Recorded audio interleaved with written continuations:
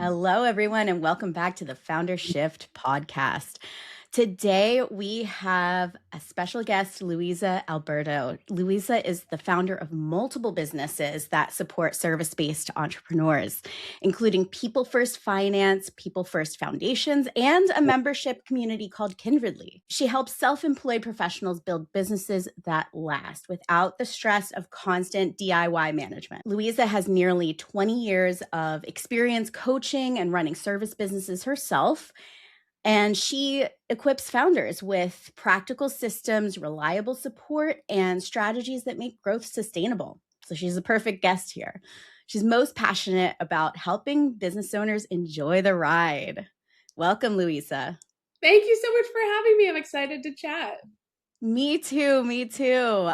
We had such a cool alignment call, and one of the things that that I was really impressed with and made me know that you were the perfect fit for this podcast was that you told me you have multiple businesses that are now running without you, and I want to hear that journey. What can you tell us about like what that was like for you? And yeah, I mean, we'll get into the details and the major moments or major moves that you made, but like, where did you start and where are you now? Yeah, well, right now I'm living the dream in so many ways. But where I started was where most people start when they're getting into their entrepreneurial journey, which is on my own. My first business was a brick and mortar retail business. I had a juice bar in San Francisco, and brick and mortar businesses are a labor of love. They require a lot of work. Um, and I learned a lot in that experience, but then had my daughter, who's now 10, and just wanted more flexibility. And so I think a lot of us go into business for ourselves because we want flexibility, we want autonomy and independence, and we want to use our skills in a way that helps us live the life that we want to live. So we all go in bright-eyed, bushy-tailed. I went in bright-eyed, bushy-tailed. And then the work began of figuring out, how do I talk about what my skills are and the value that I can provide, and who am I talking to, and who can I help, and learning all of that. And then, of course, there was the big pivot into the online world. So learning not only how to market to people who I knew or who knew me in my community, but then moving that online. So I started really as a small business consultant and coach for local business owners here in San Francisco. I would meet people in their offices and in their living rooms and sit with them on their couches while they cried about their finances, and was just a steady, calm voice. So that's really how this adventure began. And from there, it's just been identifying solutions and filling the gaps. What's so cool about that is not only have you, launched those multiple businesses, but in completely different, environments too. What were the major shifts that you had to make to convert from that brick and mortar side to the digital, world? Okay, so I mean, the easiest skill we can sort of sell, I feel like, is or any skill sets that we learned in the jobs that we had or in corporate, or a lot of times people are coming from schooling or background in marketing, whatever that is. I had mastered finance, so I mastered my personal finances and I mastered business finance, and I really put my whole heart into understanding what those worlds are about. I'm not a numbers person. I was an art person. I got a C in calculus in college, and it was the worst grade I've ever gotten in my life. But I knew how important it was to be financially independent and to make a living on my own terms. And so that was really the driver for me figuring this all out. And so starting with just what skill set I had, which was I'm a people person, I know finance and I know business because I've been through it. Just starting small, coaching people locally on those things. And then from there, really thinking, gosh, there's a cap to how much I can do. There's a cap to how many hours I have in the day. There's a cap to my skill set and experience. And so I really started thinking about what is a one-to-many offer that I can provide. And digitally, because when you are online, you have obviously access to a lot more people who can, you leverage your skills and expertise. And so I took a course right before the pandemic hit on how to sell online. And it was all about sort of starting with a tiny offer, basically, which helps you just perfect sort of, this is a low cost way to get a really quick solution. So I learned how to sell that, and got a bunch of coaching clients, booked out my coaching practice. It was finance coaching, booked that out, and was so depleted because coaching is really difficult. It takes a lot of energy, especially when you're doing it with your whole heart and not understanding how to like, preempt burnout or save your energy. And so did that for a while. And then I launched a membership, and I was like, this is going to be great. I'm going to get all these entrepreneurs in the space. We're going to have this membership. I'm going to coach them on finance.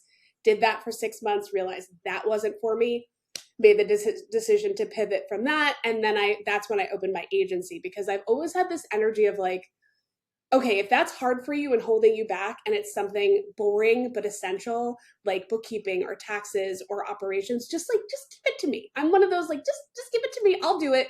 You don't worry about it. I'll handle this. You go live your life, go make magic, do your thing.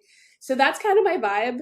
And so I built a financial services agency where I was able to hire really great licensed professional bookkeepers, CPAs, people who are experts in the financial services industry, and really leverage their experience, while always having sort of this lens of, if I were the client or as the business owner, this is what I would want my experience to be, or these are the words that I would want to use to understand what my tax person is saying. So I think that's the sort of difference in the way that I approach the work that I do in these industries like finance and operations, is I'm really looking at it from the lens of, as a business owner, what am I really looking to get out of this here? And how can you help me get that in a way that's accessible, reliable, consistent? So that's really my mission in all across all of my businesses. Yeah, you phrased it the other day as that your mission is to make boring things easier for people, so that they don't want to burn their business down. Because Exactly, because it's a marathon. It's not a sprint. And I think, so much gets in our way. And I always think, when I think about like my ideal client, or the person who I'm trying to reach, it's someone who's sitting at their desk in their own head, making decisions alone, trying to figure out what comes next, not knowing where to turn. And it's really isolating, and it can feel really defeating. And a lot of people give up. And I think that's really sad, because there's so much possibility and potential for enjoyment and fulfillment in self-employment, but there are some really core foundations that every solo operator needs in order to experience the true fullness of self-employment as this enjoyable way of doing work.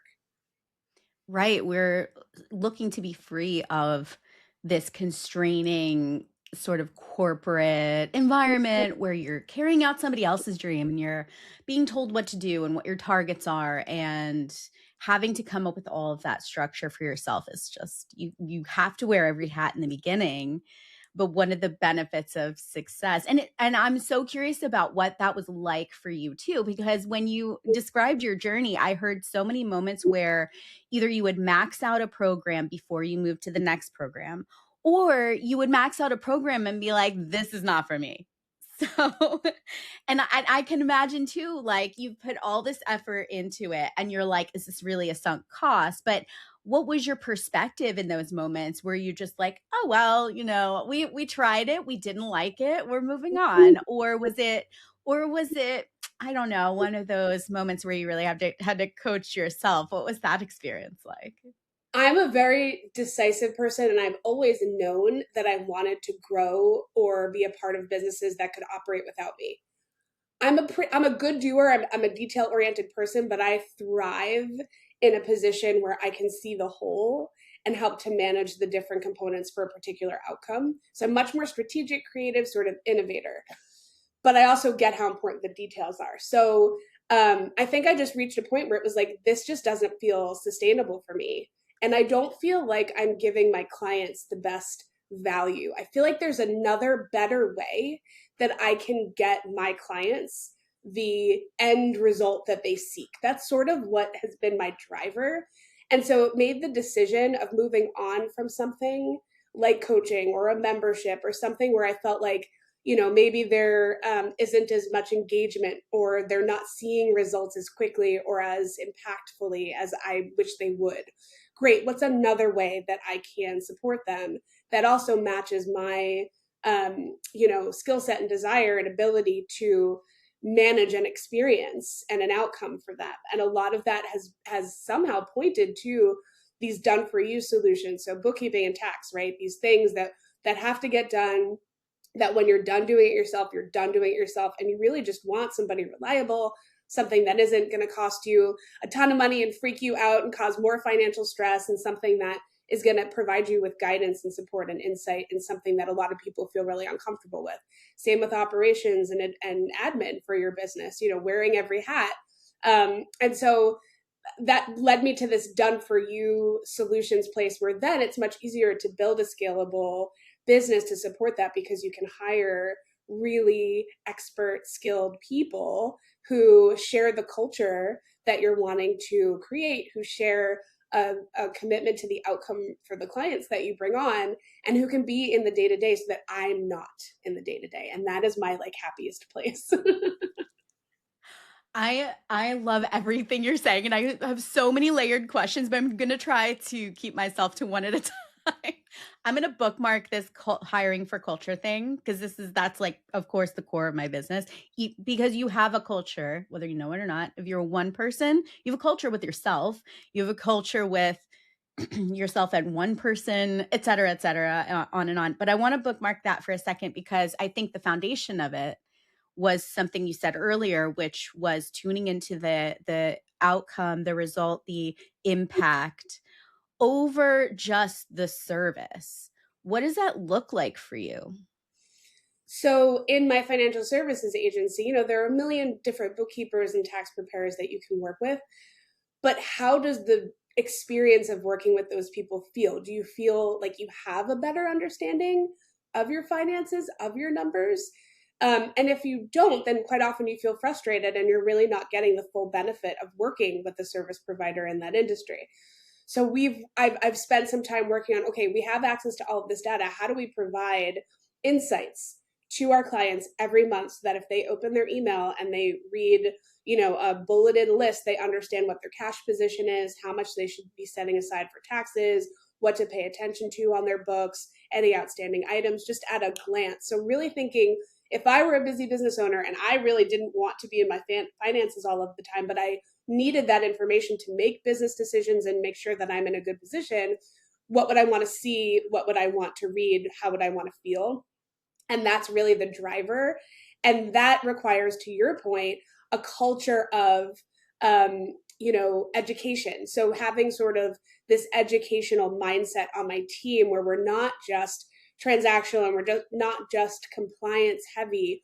We're really a sounding board and partners for our clients, so that if they have any question at all related to their finances, they have a trusted team. The last thing I want is for one of my clients to say, well, I don't know, I'm going to go look on the internet to find the answer.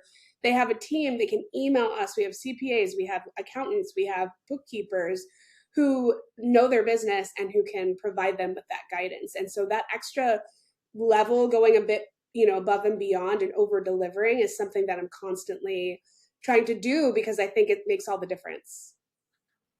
Absolutely. And how do you find people who are aligned? What's your personal process? And I guess, when did you know that that was the move, right? Because most of the people who are listening, I think, are right. Either they're doing it right now, or they're right at that precipice of, wait, I actually need strategic hires in my business. I need higher level experts. The patchwork thing isn't working for me anymore. What was that moment like for you? A lot of trial and error, quite honestly, right? Because you're getting used to what is important to you. And a lot of that comes through by taking action, by making mistakes. Made a lot of hires that I thought were great, and it wasn't the right fit. So I've learned a lot of my personal and cultural preferences through trial and error, quite frankly. But also just me being clear on what is most important to me, or to my business, or to my culture, and clearly articulating that in any job posting or application process for anybody I'm looking to hire is really, really important, because either they'll resonate with that culture or they won't. So I lead with, we are a women-led team, we are diverse, we are a bunch of professionals, we work a 4-day work week. I am not a micromanager. This is about you really taking ownership and pride in your work and being really connected to the outcome and the experience that our clients have. So if that resonates for some bookkeepers or people that are like, okay, I don't know what she's talking about, I just want to go in and categorize transactions and reconcile books and call it a day. But the people who I hire make mention in their application that they are inspired by or motivated by or curious about our mission and want to be a part of it. And that already sets the tone for where and stage for them to be able to plug in a different way and join in on this like over delivering train that we're all running on. But a lot of it is just like articulating what your preferences, values, and culture is. Yeah, absolutely. And that's one of the things that I think on the corporate side, because I work both with founders and with organizations. And one common misconception is when we're doing the value system, they're like, well, we want to be this and we want it to feel like this. And I have to bring people back and go, how do you make the decisions? And if that matches what they're saying about what they want their values to be, great. But oftentimes it's like, well, we want to get there. Well, but how are decisions made and how do we want to, there might be more work involved in that, right? If currently there's is no blueprint for that, that's kind of the that's the bigger piece of work. But let's assume you do know like how promotions are going to work and how we prioritize work in your company.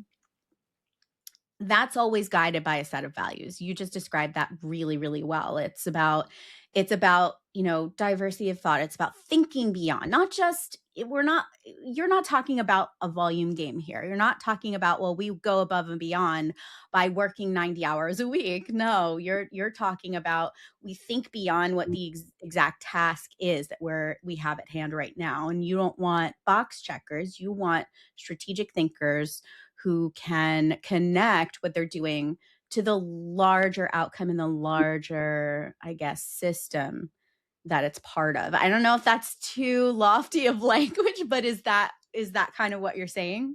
Yes, I think exactly. People want to feel at the end of the day plugged into something bigger and greater with more meaning than just themselves.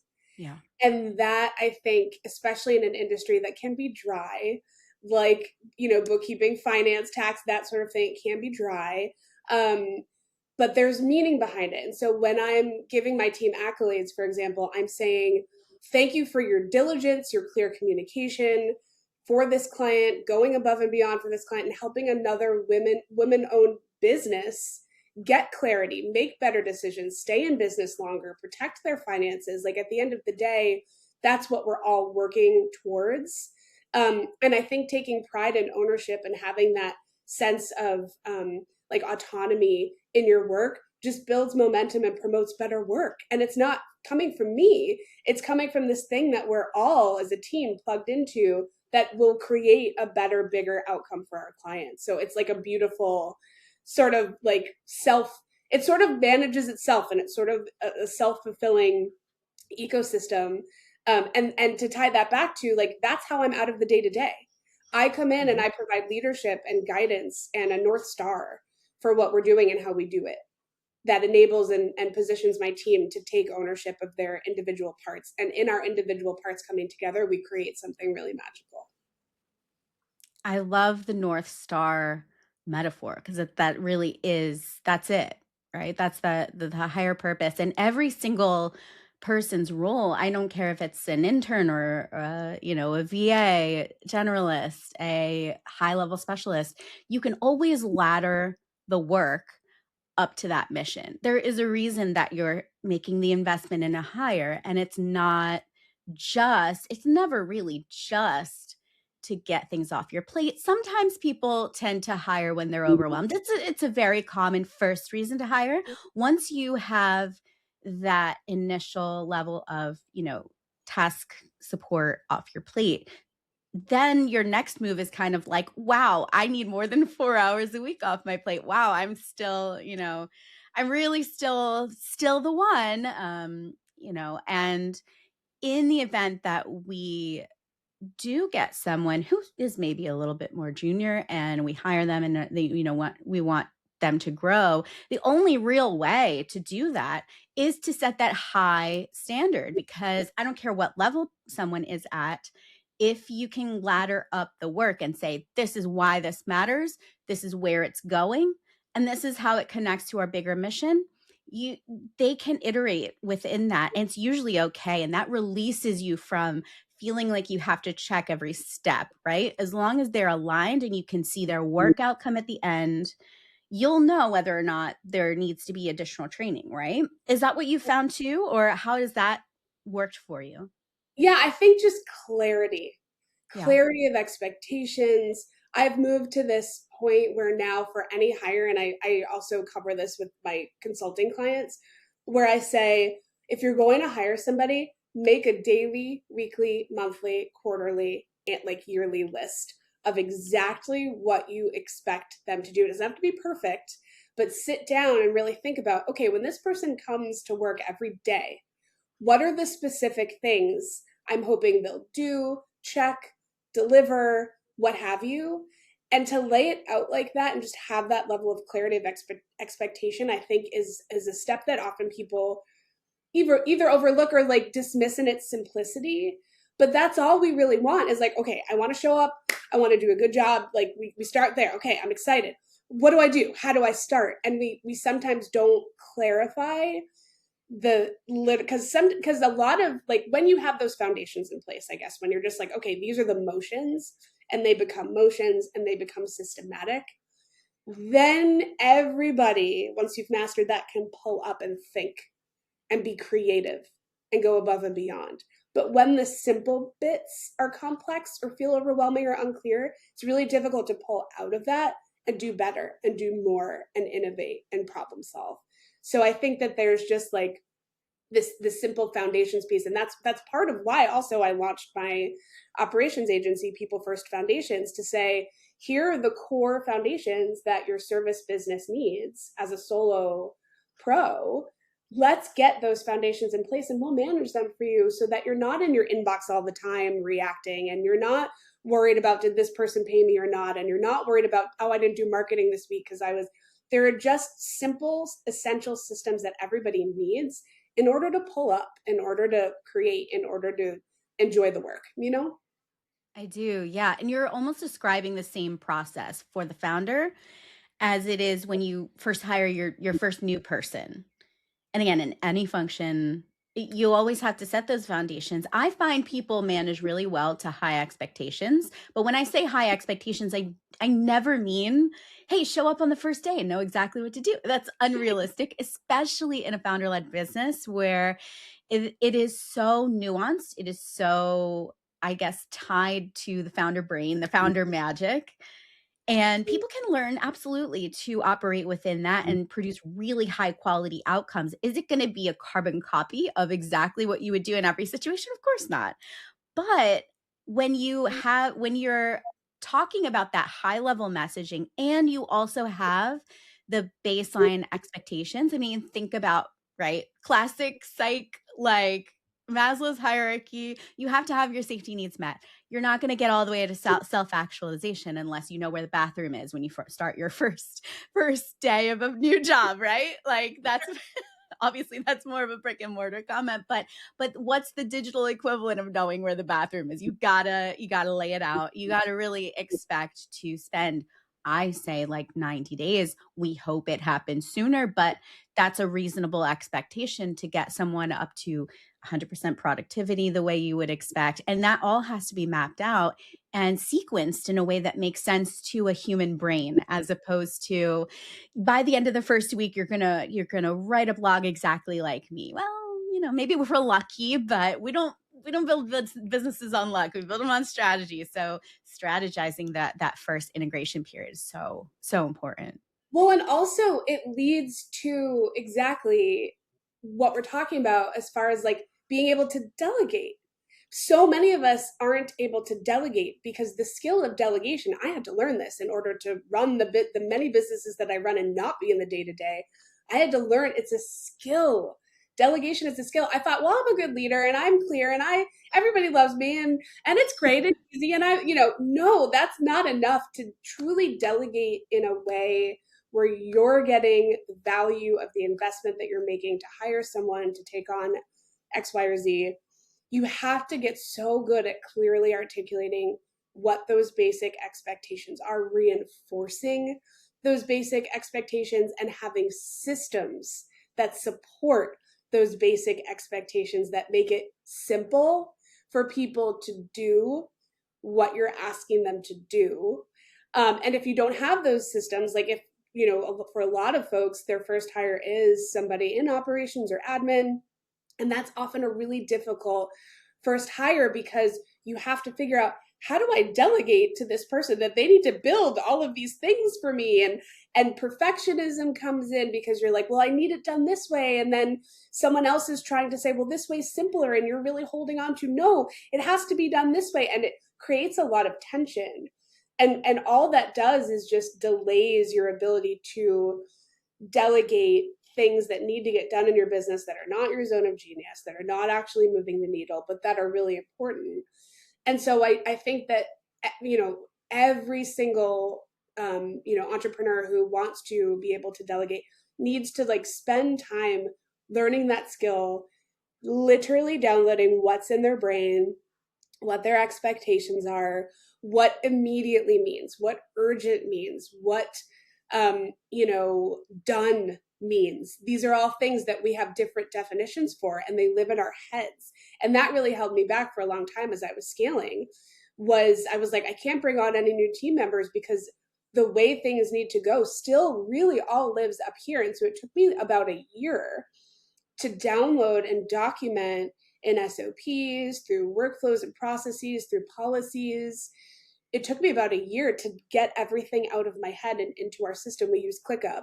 And so everything is there. There's a whole how PFF works space in ClickUp that has all of our SOPs and policies, so that when I brought my agency manager on, who manages all of our deliverables and client communications, she's able to go in and have a resource that she can access instead of constantly slacking me. Hey, Luisa, where's this? Hey, Luisa, how do we do this?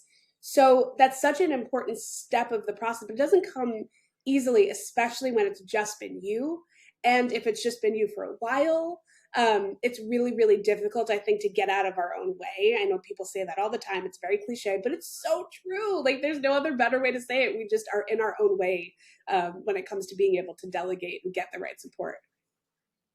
Yeah, and it's not so straightforward because we hold so much in our brains at any one time, and we just cherry pick what to do or how, what's necessary in the moment. And so doing what you're doing could sound a little intimidating for someone who has never had to really deconstruct your brain. It's so different when you're doing this in corporate. The pillars, the structure, it's all there.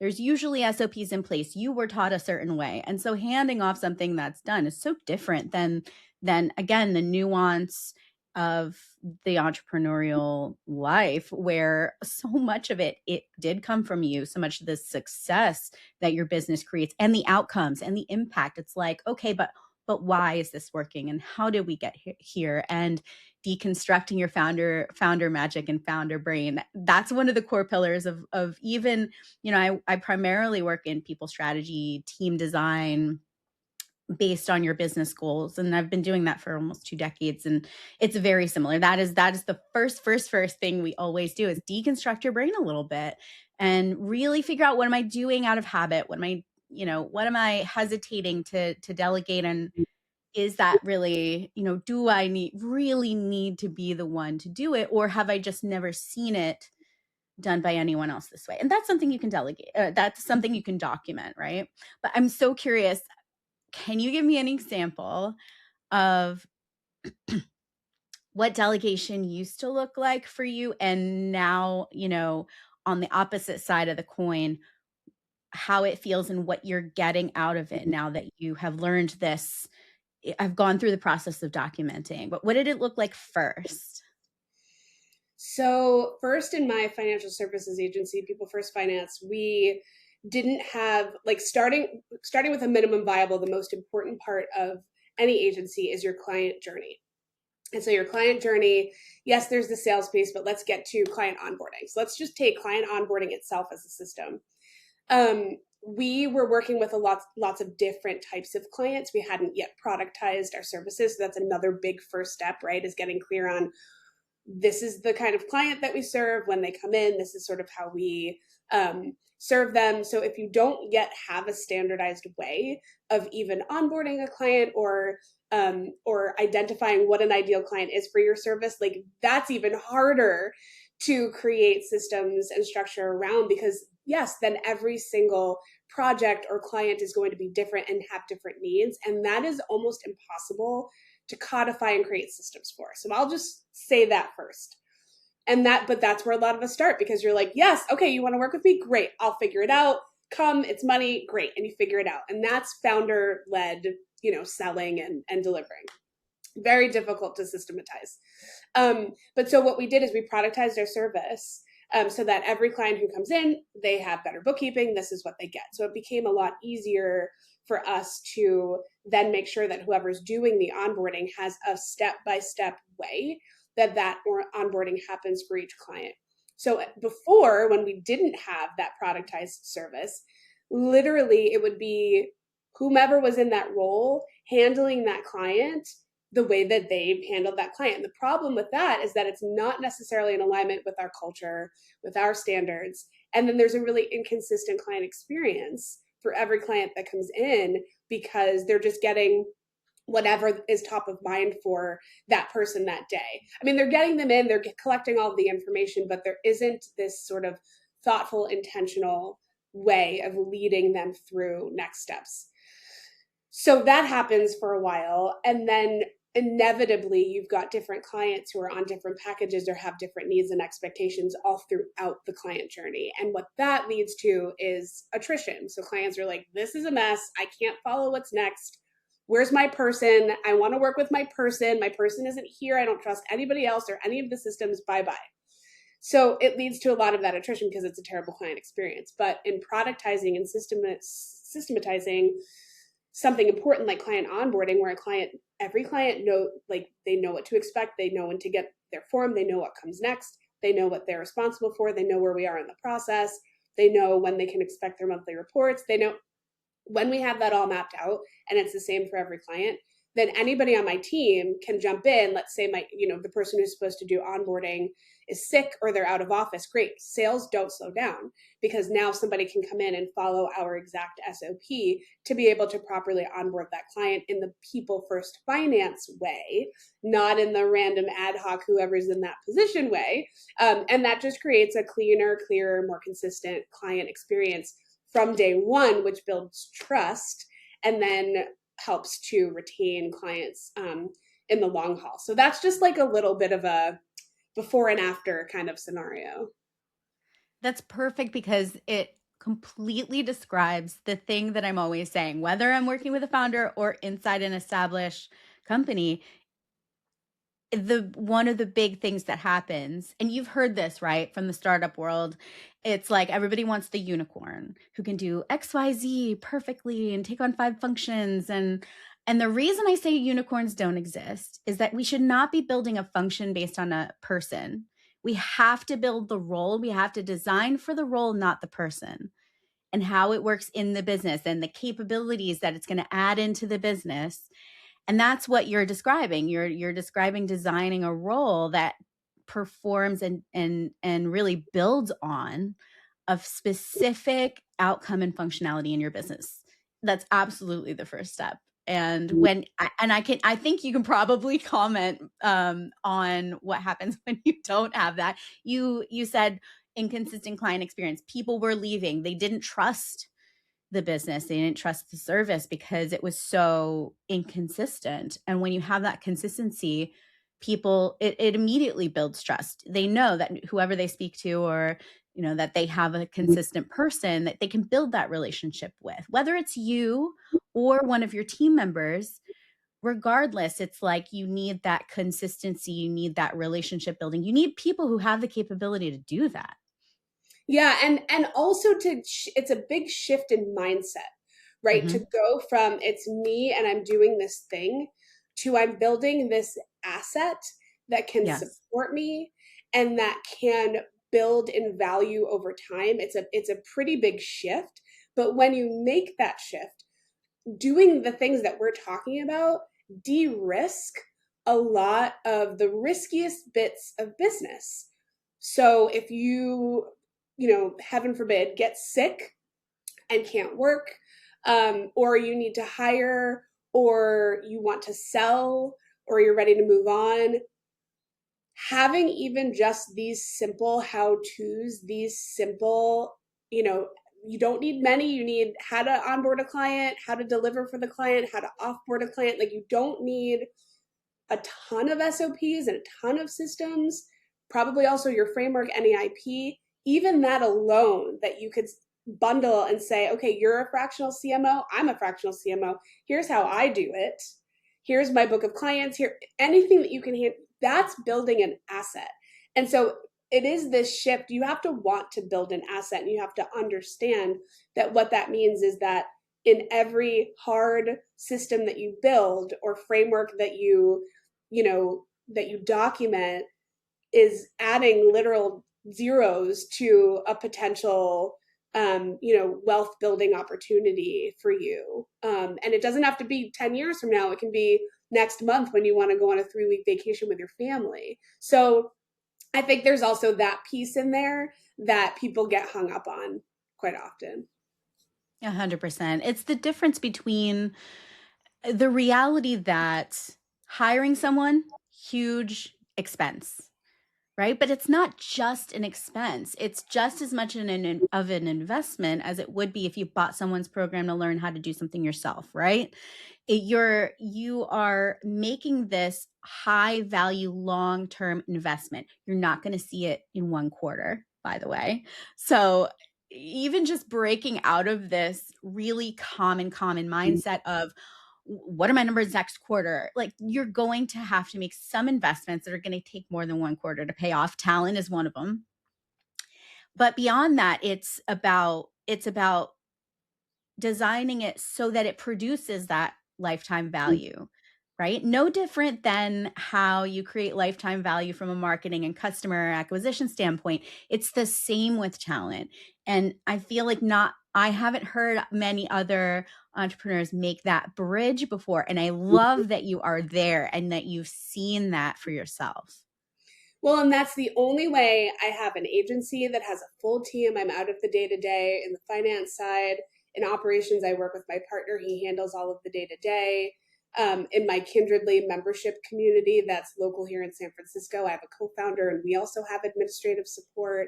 So there's no way to grow and evolve and sort of fulfill the biggest purpose. If you have like a big dream or a big purpose, or you feel like you're bigger than the box that you've put yourself in, there's no way out of that but to learn how to get the right support and learn how to see that, exactly to your point, as an investment.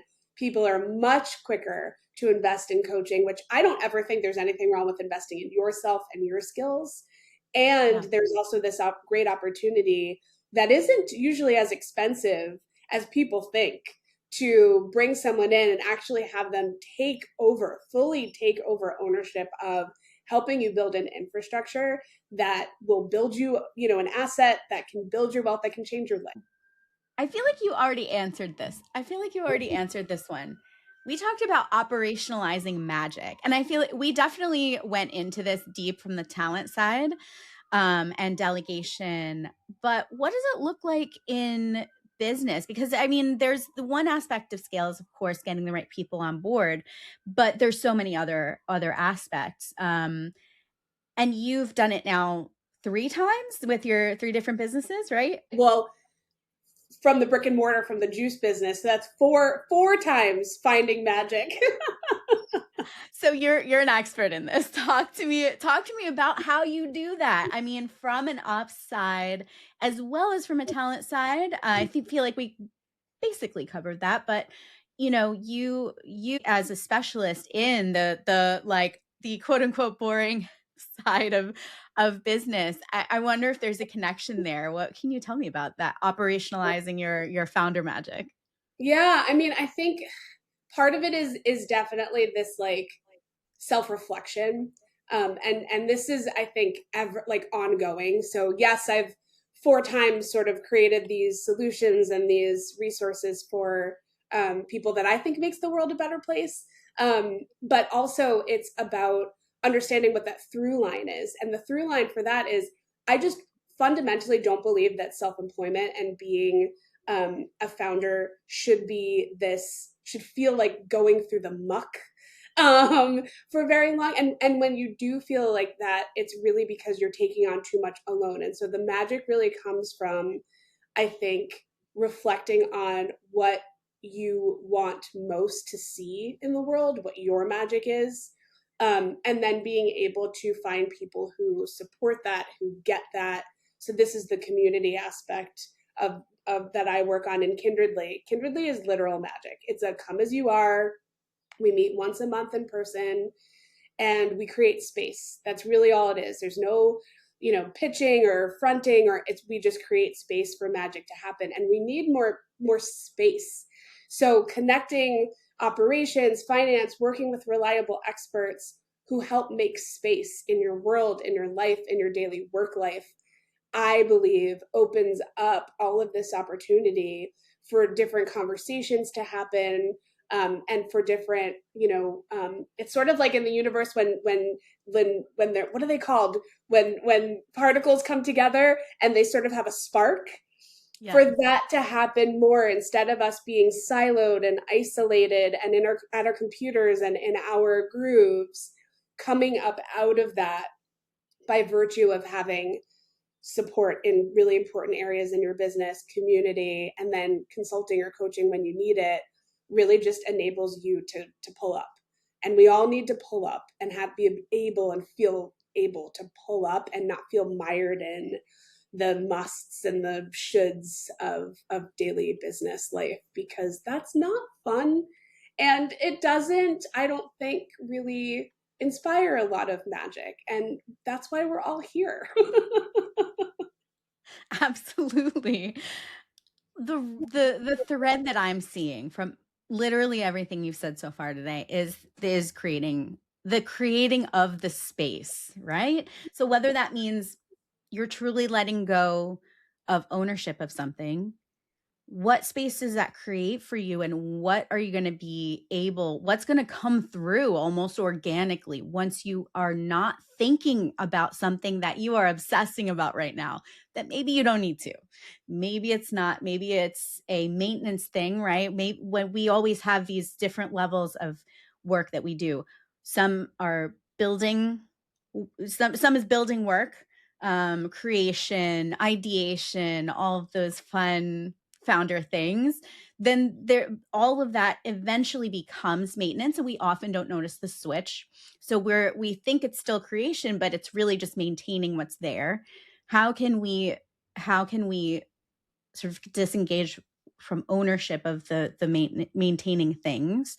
And then it's, what is the environment of space that you're creating? Because that matters too, right? That's what you're talking about with Kindredly. It's creating the environment where that happens.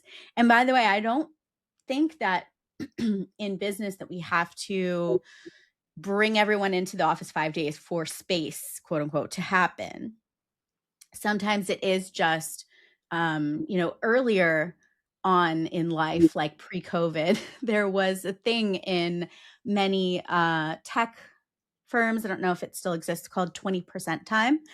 And that was literal time space to work on whatever you wanted. New ideas. Like, this is how a lot of innovation happens, is creating space. If you're 110% billable, you can't have that space.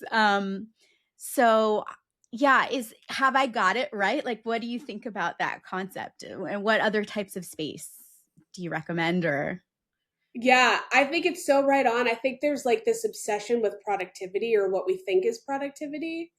And there's safety in that.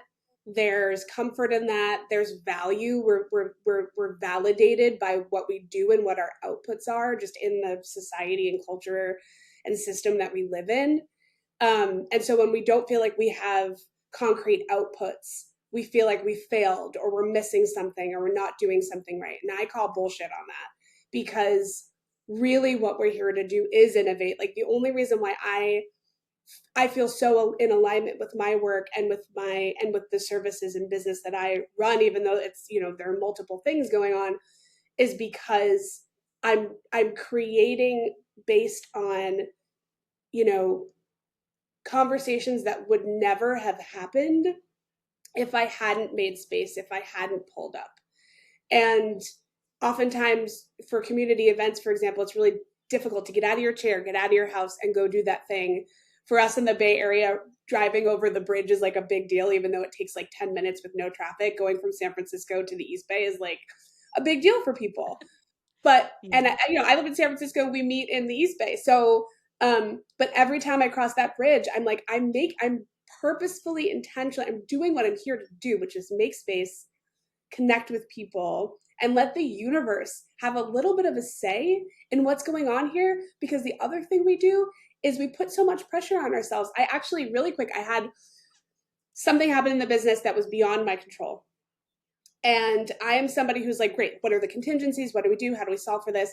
And it was Friday, and I had sent all the emails and done all the things. And I had this moment where I was like, you know what, Luisa?